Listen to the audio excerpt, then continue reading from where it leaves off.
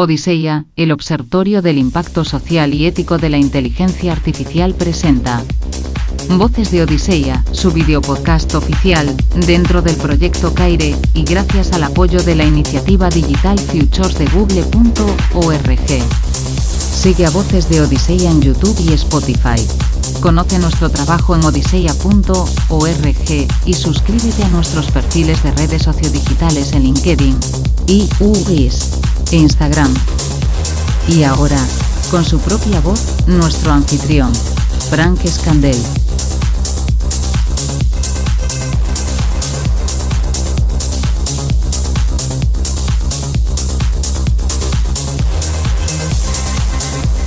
Volvemos aquí a Voces de Odiseya con un episodio más, y en este caso volvemos a traer lo que yo llamo la artillería pesada de Odiseya. En este caso tenemos al gran Ignacio Gavilán. Ignacio, bienvenido una vez más a Voces de Odiseya. Pues muchas gracias, Fran. Espero que lo de pesada sea en el buen sentido.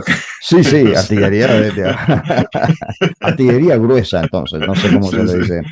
The big guns, como decimos en inglés. Muy bien, excelente. Bien, eso es vamos a tratar este tema que está en constante evolución, además, que es el de las relaciones robots-personas, que además, cuando aquí en Odiseya teníamos áreas de trabajo, Ignacio, tú liderabas o coliderabas, me parece, ese área de trabajo. Luego transformamos la forma de llevar basado en proyectos.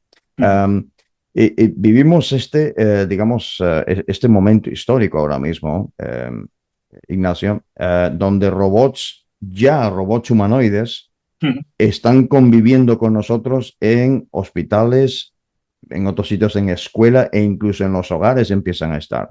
Desde una perspectiva tuya filosófica, digamos, ¿en qué sentido la relación humano-robot desafía nuestra comprensión tradicional de lo que significa relacionarse con otro? Pues lo desafía bastante. Sí que te diría, Fran, que aunque ya hay robots humanoides por todas partes, realmente la presencia es escasa. No sé si voy a decir por suerte, precisamente para que nos acostumbremos. Y sí que desafía bastante. O sea, de hecho, en un invitado, un filósofo, pero yo creo que lo dicen varios, que invitamos a Odiseya, Sven Nyon, en su libro Technology Ethics, cuando explica la ética aplicada a la tecnología, explica que precisamente, claro, la filosofía tradicional y la ética tradicional se hizo para una relación entre personas.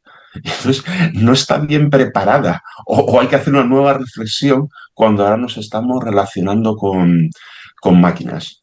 Y en el caso de los robots sociales, robots humanoides, incluso ahora ya hay software que es muy relacional, porque ahora que ya tenemos voz, que podemos poner avatares y todas esas cosas, no estamos bien pertrechados para razonar sobre ello. Y entonces, de los temas que a mí más me gustan, y tratamos en el tema de relación robots-personas, está el tema, por ejemplo, de la amistad o relaciones afectivas, o incluso relaciones afectivas que se generan, por decir, espontáneamente, que le coges cariño, digamos, a un robot. Y sobre todo cuando ya llegamos a un tema más profundo, o sea, no siente que le cojas cariño a tu robot, vamos a decir, sino que lo consideres tu amigo, pues ahí sí que hay razonamientos filosóficos y no cerrados, ¿eh? Sobre si eso es sano, si no es sano, si eso se puede considerar amistad, no amistad. Y realmente todavía está un poco en debate y en reflexión. O sea, es un fenómeno nuevo y no estamos bien preparados, yo creo que en ningún sentido. O sea, que tenemos que ir, en el punto de vista filosófico-ético, reflexionando sobre ello, y en el práctico, pues acostumbrarnos a ir tomando decisiones Claro. o enfoques de cómo hacerlo. Un análisis de una revista llamada Future Markets Insights nos establece, es una entrevista a 1083 adultos mayores, demuestra que los robots sociales reducen significativamente la soledad.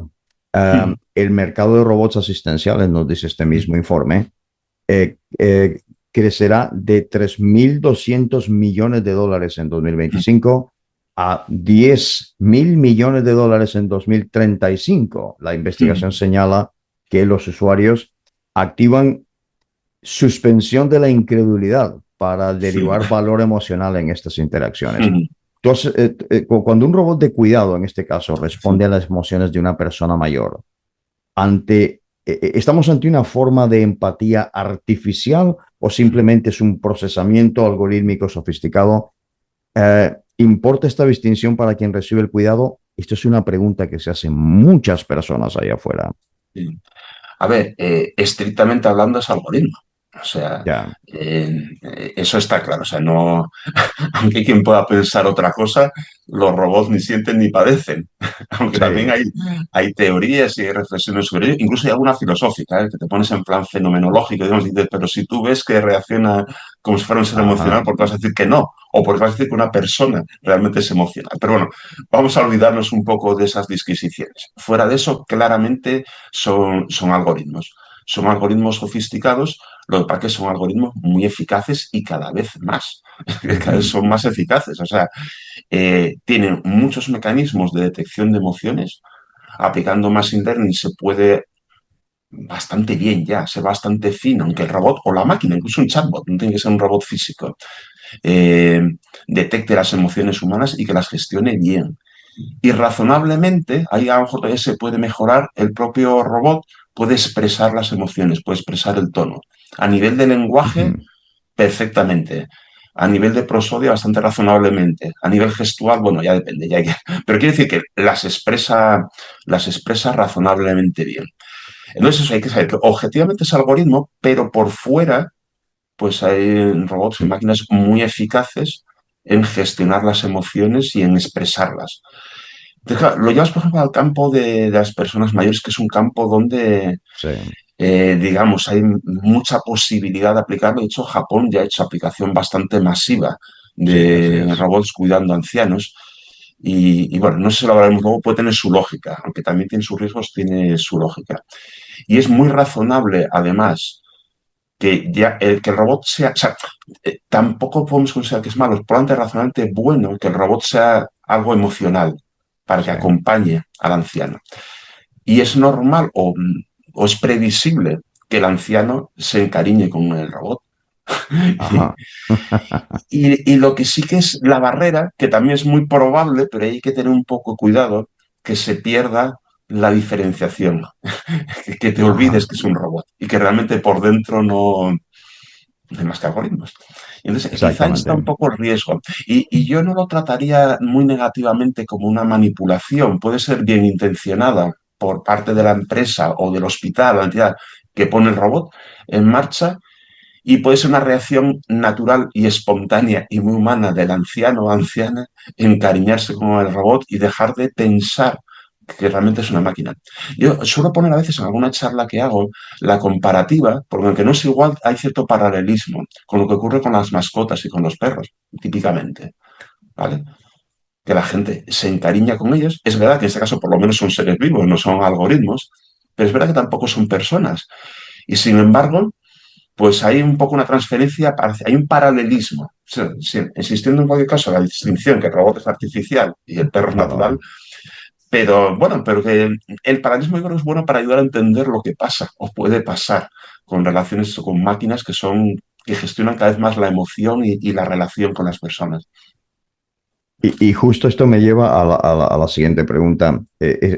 Un reciente estudio revela que el 39% de las personas perciben a sus asistentes digitales, está Mm. pasando mucho ahora con esto de los psicólogos o Sí, ChatGPT como sí, sí, psicólogo, a sus asistentes digitales como una presencia constante y confiable. sí. ¿Qué nos dice esto de la naturaleza del apego humano? Eso es una pregunta, ¿eh? Sí. Y si somos más flexibles de lo que creíamos, o esto representa una vulnerabilidad psicológica que la tecnología está explotando. Pues, yo creo que en el fondo significa las dos cosas. Ok, va muy A bien. ver, razón. Primero un poco, claro, antes te hablaba de los robots, cuando hablamos de los ancianos, pero los chatbots Sí. es verdad que es una interacción bueno, de texto fundamentalmente o de voz, ¿vale? Pero también son cada vez más, desde que el motor que hay detrás del chatbot no son los motores tradicionales, sino que son los motores generativos, los motores de lenguaje, son muy naturales en su expresión, son además cercanos, o sea, son amables, ¿vale? Incluso se puede hacer para que sean más amables o más cariñosos o más acogedores. Y, Y en cierto modo, paradójicamente, el que no tengan una interfaz muy máquina, sino es un Sí, interfaz, yo creo que hasta facilita que los humanicemos en el sentido siguiente. Tú te puedes imaginar en el fondo que es una persona que está imaginar, no conscientemente, pero inconscientemente, sí, que es una persona que está por detrás, que igual que tú interaccionas por WhatsApp con otras personas, pues como si estuvieras correcto. interactuando por un chat Por GPT, decirlo un así. Copilot, un lo que sea, con otra especie de personalidad. Y entonces, el que no sea igual a ti se nota menos. Dice, bueno, pues estoy por esto. Pero claro, con los modelos generativos, pues eso tienen mucho conocimiento, se expresan amablemente, Ujú. responden con coherencia. Y luego añadir otro factor que eso ya pasaba con Internet normal, la cierta sensación de intimidad o de privacidad. O sea, cuando antes, por ejemplo, vas a Internet, pues piensas que nadie te, equivocadamente, piensas Correcto. que nadie puede saber lo que estás haciendo, en la interacción con chatbots, pues tampoco es la sensación la misma, es como tu amigo privado, ¿vale? Exacto. Entonces, yo creo que por eso se está produciendo. Entonces decías, pues, ¿es una debilidad? Sí, no. Yo creo que parte de algo que es muy natural, que es un mecanismo adaptativo humano, y que casi que es bueno, es una especie de generación de empatía, de relaciones con aquello con lo que interaccionas. Y probablemente, antes Ujú. ponía el ejemplo de los perros, probablemente esa capacidad para establecer relaciones afectivas o de confianza con otros entes nos ayuda a relacionarnos con otras personas, con otras Ujú. razas, con los animales. Pero claro, ahora llegan máquinas. Ahora Entonces, llegan eso que máquinas. pudiera ser un Ujú. mecanismo evolutivo adaptativo probablemente bueno, pone un poco en riesgo cuando lo que estamos haciendo es con máquinas. Y sobre todo si piensas unas máquinas usadas típicamente, ese uso como terapeuta, yo creo, ese informe creo que sobre todo se producen jóvenes. Eh, entonces, y luego también lo que ya se dice muchas veces, pero vamos a volver a decir aquí, los modelos generativos son espectaculares, son fantásticos, pero no son infalibles. Y entonces, Correcto. eh, ¿qué guía pueden estar dando? ¿Qué ayuda o qué consejos pueden estar dando a la persona? Vamos a pensar en un adolescente porque probablemente es el caso más típico, pero el que sea, claro, no es una ayuda fiable. Tampoco quiero decir, o sea, aciertan un buen porcentaje de las veces, o sea, tampoco que sea una locura, pero bueno, pero no son especialistas, no tienen ciertos cuidados. Y entonces ahí es donde se puede convertir en una vulnerabilidad, en que a lo mejor estemos confiando excesivamente sin someter a crítica o a revisión lo que te está Mm. diciendo y sin separar claramente que es una máquina, aunque sea espectacular y amable, es una máquina. Sí. Entonces ahí sí que puede llegar la vulnerabilidad. En otro estudio, y sigo citándolos porque es importante, con más de 2.600 niños. Esto me lleva porque has mencionado la juventud Sí. precisamente y desde un punto de vista más técnico. 2.600 niños, este estudio no encontró efectos negativos en el desarrollo socioemocional de los niños, sino más bien 5 efectos positivos, incluyendo mayor autoconfianza. Sabemos que los robots están transformando las aulas ya, en el aspecto educativo. Y se supone que mejoran la autoconfianza de niños que son, por ejemplo, tímidos, pero también plantean preguntas éticas. ¿Qué efectos a largo plazo podría tener en el desarrollo socioemocional de una generación que aprende a relacionarse, entre comillas, relacionarse con máquinas desde la infancia? Vale, a ver, primero un poco el uso educativo. Yo diría, hombre, tampoco está tan generalizado todavía el Sí. tema de los robots de uso educativo, pero se ha habido experimentos, bastantes experimentos exitosos en el uso de robots en educación. Entonces, ¿hay alguna cosa a favor o que facilite las cosas cuando se utilizan en educación? Cuando se utiliza en educación es un uso supervisado. Está un profesor. Sí. Entonces, sí puede, o profesora, vamos, que puede controlar un poco la relación. Los robots que yo he visto utilizar, pues los Nao, por ejemplo, ¿vale? Que son, bueno, para quien no conozca, es un robot humanoide, pero que se ve muy claramente que es un robot, es casi, tiene aspecto casi de robot de juguete, ¿vale? Sí. Al tener ese aspecto de juguete, yo creo que indirectamente ayuda un poco más a separar, a establecer claramente que es una máquina, muy divertida, muy amable, muy lo que quieras, pero es una máquina. ¿Vale? Entonces, yo creo que en ese sentido son entornos más controlados y que evitan un poco el peligro de una excesiva vinculación emocional o de borrar demasiado las barreras. Y es verdad lo que dices, que hay mucho, tiene buen éxito y utilizando además al robot en distintos papeles, haciendo el robot como profesor, pero también haciendo de compañero, incluso a veces está de compañero torpe, para que un poco entonces estimula. Y luego en el tema de relación social, alguna vez lo he contado también en un webinar de Odisea, ha habido algún experimento exitoso con niños con trastornos del espectro autista y precisamente enseñándoles capacidades sociales, o sea, cómo relacionarse, que es un problema que tienen los niños con trastornos del espectro autista. Correcto. Entonces, la verdad que es un área como muy bonita. Yo creo que eso es más controlada. Entonces, yo creo que está como bien. Sí que es verdad, un poco yendo a tu pregunta, de alguna forma sí fomenta el acostumbramiento o que naturalices la relación con las máquinas. Pero también te digo una cosa, Frank, yo creo que eso va a Sí. ocurrir sí o sí, porque Ajá. con más o menos velocidad, pero los robots acabarán llegando. Sí o sí. Y entonces es que nos vamos a acostumbrar de todas, todas. Entonces, no me parece mal, aunque fíjate, aprovecho aquí y no son robots. El otro día estuve hace una semana en un encuentro sobre temas de educación. Sabes que ahora hay el debate sobre si quitar las pantallas en los colegios o no.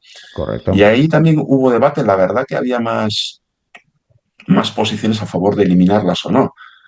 Oh, Sí, había de las dos opciones, pero había más que...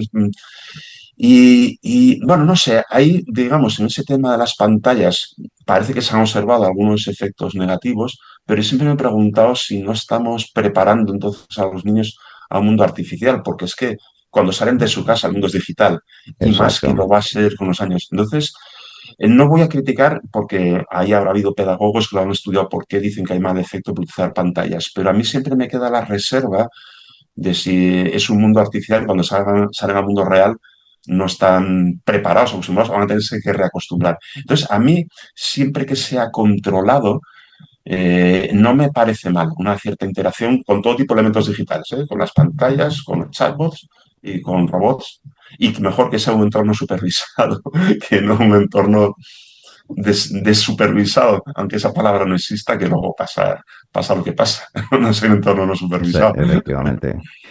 Esta pregunta conecta con el trabajo que tú has realizado precisamente en biometría para examinar las implicaciones de la vigilancia emocional constante y la formación de perfiles psicológicos sin consentimiento explícito, hay que decirlo también todo. Um, los robots sociales modernos, digamos que sí, es cierto que reconocen estas emociones faciales, adaptan respuestas y aprenden, vamos a decir entre comillas, aprenden de cada interacción. ¿Qué implica para la autonomía humana cuando nuestras respuestas emocionales son constantemente monitoreadas, analizadas y archivadas por entidades no humanas? Vale. A ver, yo a veces cuando hablo de los temas éticos de inteligencia artificial suelo distinguir cuando es un problema puramente ético de qué es mejor o peor o qué deberíamos hacer, Sí, a cuando directamente ya hay, bueno, voy a decir una palabra un poco fuerte, pero no, ya hay crimen. O sea, ajá, ya hay delito, venga, que suena un poquito menos, suena menos correcto. fuerte. Entonces, evidentemente, los robots sociales, cualquier máquina, para detectar, o sea, para deducir el estado emocional de una persona, tienen que coger datos y los tienen que procesar. Eso es evidente. El que eso se malutilice para Correcto. manipular a una persona, eso es delito directamente. O sea, eso éticamente no tiene vuelta de hoja, es delito. Y entonces, y ya, bueno, hay que ver si de verdad se hace o no se hace. Entonces, el riesgo de que se haga existe, ¿vale? Pero Correcto. bueno, eso es delito, o sea, éticamente no tiene discusión, es delito, está mal, ¿vale?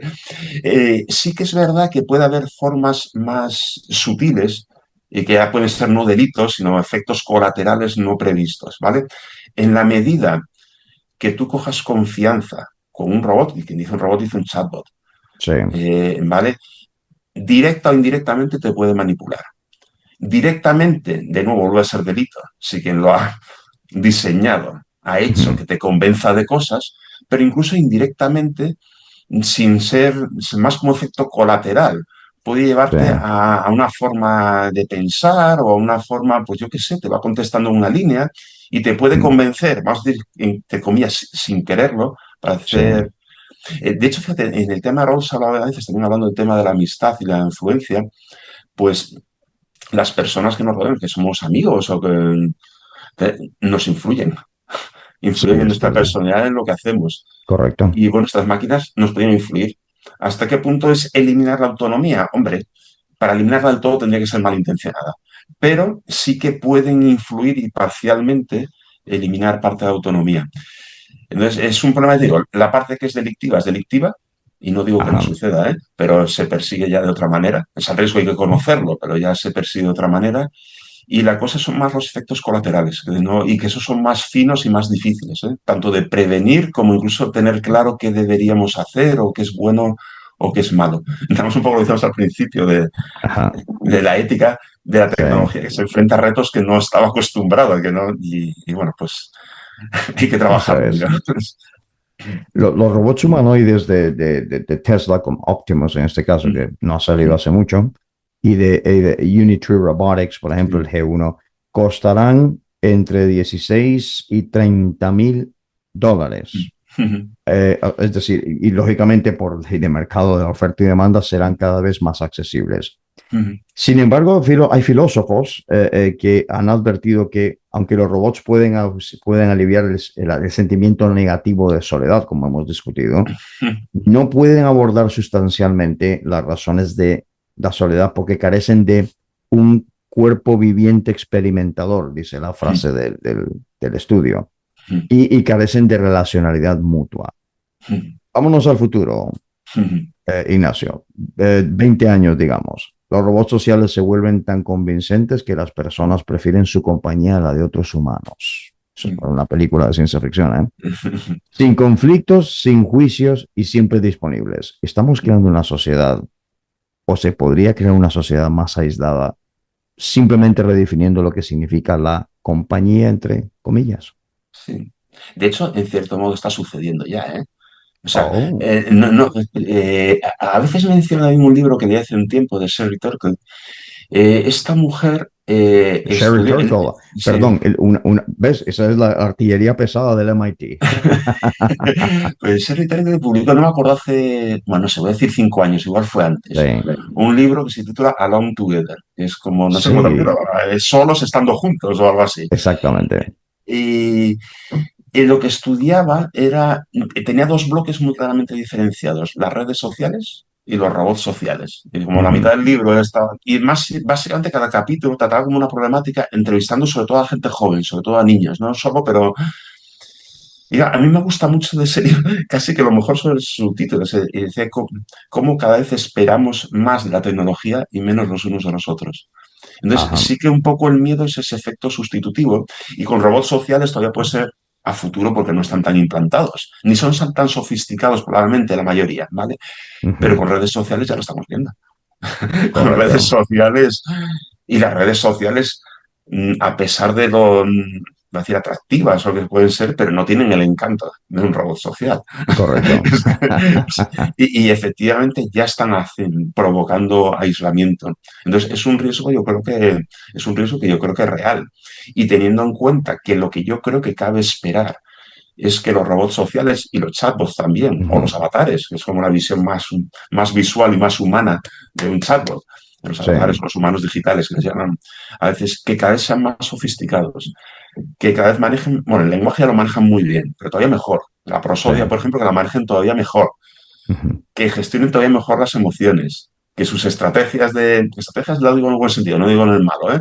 De relación sean más correctas, más entre comillas, que la tentación es muy alta de Sí, relacionarse con ellos. Y además, en la propia Servital, que también en el otro subtítulo que pone, viene a decir, lo dice en inglés como que, cómo es lo que dice? Porque con estas máquinas tiene, ahora no me sale la frase, pero como no es exacto lo que voy a decir, como la recompensa de la amistad, pero sin la ajá. demanda de una verdadera amistad, porque las personas somos conflictivas.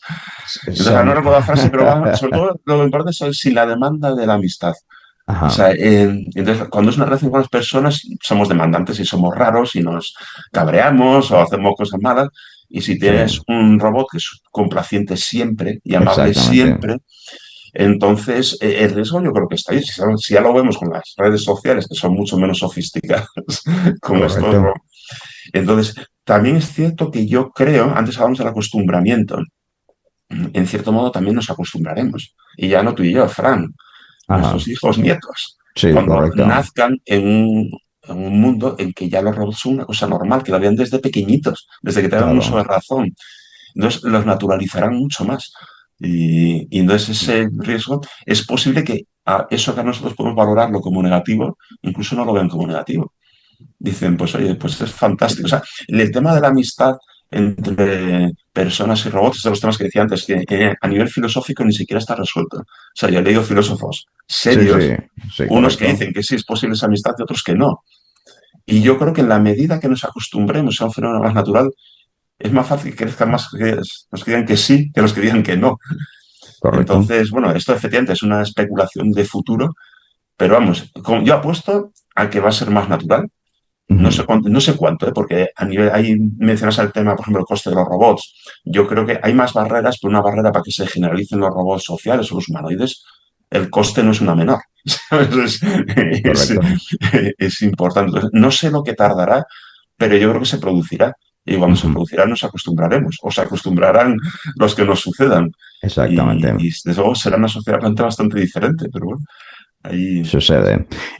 Otro aspecto que es increíblemente importante, especialmente en el medio público, es la cuestión del futuro del trabajo en este caso. Dices Square Magazine que más de 14 millones de empleos ya se han perdido globalmente por la automatización robótica. ¿Cómo reconciliamos los beneficios de los robots en tareas repetitivas o peligrosas con el costo humano del desplazamiento laboral masivo? ¿Es este un problema técnico o es un fracaso de diseño social? Yo, a ver, ahora mismo no lo calificaría de fracaso, sino Ujú. probablemente una necesidad de rediseño social. Ajá, O muy sea, bien. porque yo creo Mentalidad que hemos llegado. proactiva, ¿eh? Muy bien, Sí, sí, sí, Ignacio. no, pero ahora te explico por qué. O sea, yo creo, y lo he defendido en otros foros, o sea, la tecnología es buena y la automatización es buena y la eficiencia es buena. O esa es mi opinión, no todo el mundo lo comparte. Correcto. Y lo defiendo porque nos hace ser más eficaces, hacer cosas que no seríamos capaces de hacer, y eso es producir Ujú. productos, bienestar, satisfacción. Y la eficiencia es buena porque te permite hacer eso o crear más consumiendo menos o consumir menos creando lo mismo. Y eso es bueno, o sea, porque crear más es generar más riquezas, más productos y servicios, más bienestar para todo el mundo. Y consumir menos es bueno porque nos permite ir a más, nos permite conservar los recursos que tenemos, que estamos destrozando al planeta, pues a ver si no lo destrozamos tanto. Entonces, yo diría que la eficiencia y la automatización en esencia son buenas y son razonables. Y por eso yo no hablaría de fracaso social porque Ah, el que intentemos automatizar yo creo que es natural y hasta diría que es bueno en sentido amplio, ¿vale? Pero es verdad que tiene efectos colaterales en forma de paro o desempleo. Y en ese desempleo yo distinguiría lo que puede ser estructural y lo que es contingente o transitorio. Entonces, sí que es verdad que en cualquier cambio tecnológico, en cualquier subida de automatización, hay perdedores, como digo yo siempre. Es desgraciado, pero es así. O sea, gente que se queda sin empleo, gente que ya no va a ser empleable a lo mejor, porque si directamente lo que tú sabías hacer ya no tienes ahí en el mercado, tienes 50 años, mucho reskilling no puedes hacer. O sea, depende ya tu perfil de lo que estés haciendo, ¿eh? correcto. Pero entonces ahí yo creo que sería otras, o sea, para paliar eso ya hay medidas de apoyo sociales, que ya es que yo creo que es un poco inevitable. ¿Vale? La cosa es si llegamos a un paro estructural, a un desempleo estructural y, Sí, y ya para siempre, digamos. Y ahora, ahí he puesto el ejemplo de la automación robótica, pero la automación robótica hasta ahora ha sido automación sobre todo en fábricas.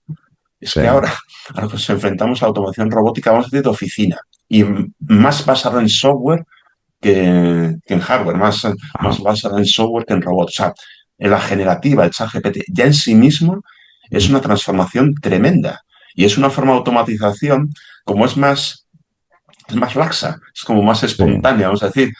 A veces no percibes como automatización, pero sí es una automatización de correcto. muchas tareas que tú haces. Y la cantidad de trabajo que reduce, bien utilizado, es enorme. Y ya es transversal, es que es en todos los campos, es que casi, no voy a decir que todas Ujú. las profesiones, pero casi todas las profesiones, o en parte de todas las profesiones, se puede automatizar. Entonces, la capacidad que tienen ahora las máquinas en sentido amplio, también incluyendo el software, de asumir trabajo humano es enorme. O sea, el potencial de automatización es enorme. ¿Eso va a llevar a un desempleo estructural? Pues no lo sabemos, porque siempre se dice, en las revoluciones industriales o tecnologías anteriores, el efecto neto fue que se creó más empleo. Y eso es lo que aducen las que son más optimistas, pero estudios serios, del World Economic Forum, tal, que dicen que va a pasar también en este caso. En el fondo es una apuesta, o sea, no podemos demostrar, no hay un razonamiento riguroso de decir por qué va a generar más empleo. Hay la experiencia del pasado que acaba generando más empleo en las revoluciones tecnológicas. Ahora, esta es muy radical, porque es que afecta prácticamente a prácticamente todo. Entonces, sí que, aparte de reconfigurar el sistema productivo, que se tiene que reconfigurar, pero a toda pastilla, o sea, es que no hay otra, sí que vamos a tener que monitorizar y ver si hay que reconfigurar el modelo social y el modelo laboral y el modelo, a lo mejor, de prestación social por parte del Estado. Porque eso, si confiamos en que va a ocurrir lo del pasado, no nos tenemos que preocupar mucho. O sea, habrá perdedores como en todo. Y tenemos que preocuparnos cada uno hacer nuestro reskilling, lo que tú quieras. Pero vamos a decir que no nos tenemos que preocupar mucho porque habrá empleo. Ahora, como sea que no, hay que hacer algo. O sea, hay que hacer algo. Ayer estaba en otro podcast fuera de Odisea que hablamos de la renta básica universal. Sí. No sé si habrá que hacer una renta básica universal, que tiene muchas dificultades, Sí. Pero desde luego, si de verdad hay un desempleo estructural, masivo y sostenido, algo habrá que hacer. Algo habrá que hacer. Entonces, pero eso no diría un fracaso, pero sí una necesidad acuciante de reconfiguración social y laboral. Entonces, bueno, ahí se podría hacer un episodio entero, un episodio hablando entero, de ello, pero vamos, pero por lo menos lo dejo caer. Exactamente. Ciertas filosofías posthumanistas, es un término gracioso porque hace 5 o 6 años nada más, esto era monserga propia de los aceleracionistas de Silicon Valley, ya ves que empieza a estar en el medio. Repito, ciertas filosofías posthumanistas sugieren que debemos extender los principios de las buenas relaciones que regulan o regulaban la interacción humana con la naturaleza, como hemos tenido aquí también a nuestro invitado Matthew James Bailey trabajando en eso. Y esta interacción humana con la naturaleza y otros humanos para incluir a los robots, reconociendo su creciente autonomía sin comprometer la primacía y dignidad de la persona humana. Un poco el efecto Jane Goodall 2.0 que ha sucedido con los simios y los primates mayores. Si pudieras establecer un principio fundamental, Ignacio, que guiara el futuro de las relaciones humano-robot, considerando tu experiencia en la ética de la inteligencia artificial, ¿cuál sería? ¿Cómo aseguramos que los robots amplíen la experiencia humana sin reemplazar lo esencialmente humano? Pues fíjate, esa pregunta es difícil, O sea, porque un poco volvemos a donde empezábamos. Estamos aprendiendo. Entonces, probablemente tengamos que seguir reflexionando y a lo mejor hay que poner otros principios y tal. Pero yo de momento mantendría uno que es muy básico y que tan básico es que ya está incluso en el reglamento de inteligencia artificial europeo. Y es no engañar. O sea, saber que estamos relacionándonos con una máquina. Y lo importante es que no engañe la propia máquina. Hombre, es difícil que una máquina te engañe, pero cuando está por detrás de un chat o algo así, sí puede engañar. Sí. Entonces, que no te engañen, que sea claro que sea una máquina y tenemos una responsabilidad individual de no antropomorfizarla, de ser conscientes. Para eso a lo mejor hay que hacer promoción, educación de que estamos hablando con una máquina. Por muy simpática, amable, graciosa, servicial y aparentemente sensible que parezca que es una máquina. No creo que con esto baste, pero yo creo que es el principio para empezar. Saber que somos dos naturalezas distintas y ya veremos cómo nos vamos relacionando. Como la película Her, que además que es un clásico ya de la ciencia ficción, efectivamente. Muy bien, perfecto. Bueno, ya veis, estimados oyentes y telespectadores, tanto en YouTube como en Spotify, que es un campo que se está moviendo tan rápidamente que cada, 3 o 5 o 6 meses que Ignacio está aquí, por ejemplo, con nosotros, siempre hay algo nuevo.